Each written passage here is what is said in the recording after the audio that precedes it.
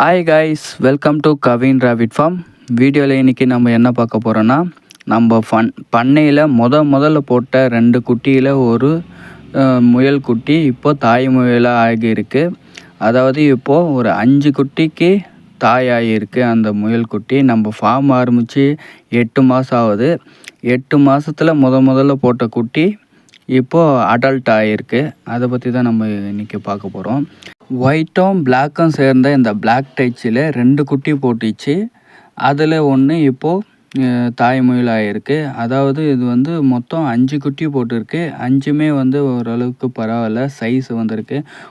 ஈத்தில் அதிகபட்சம் 3 தான் போடும். ஆனால் இது நம்மக்கிட்ட போட்ட குட்டியில் இது 5 குட்டி போட்டிருக்கு. பார்ப்போம் இது வந்து பால் கொடுத்து காப்பாற்றுதா, எப்படி பார்த்துக்குதுன்னு கேர் பண்ணுறதுன்னு அடுத்தடுத்த வீடியோவில் நான் அப்டேட் பண்ணுறேன்.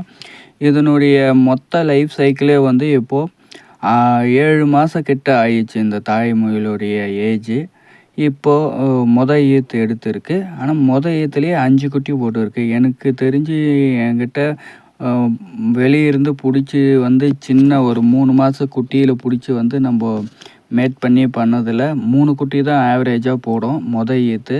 ஆனால் இது 5 குட்டி போட்டுருக்கு. இது எந்த அளவுக்கு காப்பாற்றுதுன்னு பார்க்கணும். ப்ளஸ்ஸு அது குட்டிங்களும் கொஞ்சம் வீக்காக இருக்கிற மாதிரி தான் இருக்குது. பட் இருந்தாலும் நம்ம பால் கொடுக்க வச்சு நம்ம அதை தேற்றிடலாம். ஓரளவுக்கு பால் கொடுத்தாலே அது சரியாக வெயிட் கெயின் ஆகி அது நார்மல் குட்டி மாதிரி ஆகிடும். இது ஈத்துனால கொஞ்சம் சின்னதாக போட்டிருக்கு. உங்களுக்கு பார்த்தாலே தெரியும் எந்த அளவுக்கு சின்னதாக இருக்குதுன்னு.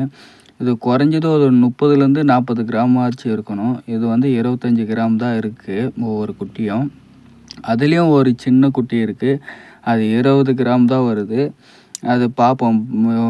இதுக்கப்புறம் பால் கொடுக்கும்போது நம்ம எக்ஸ்ட்ரா அது ஃபீட் பண்ணி நம்ம அதை வெயிட் கெயின் பண்ண வைக்கணும். வேறு வழி இல்லை. தேங்க்யூ ஃபார் வாட்சிங்.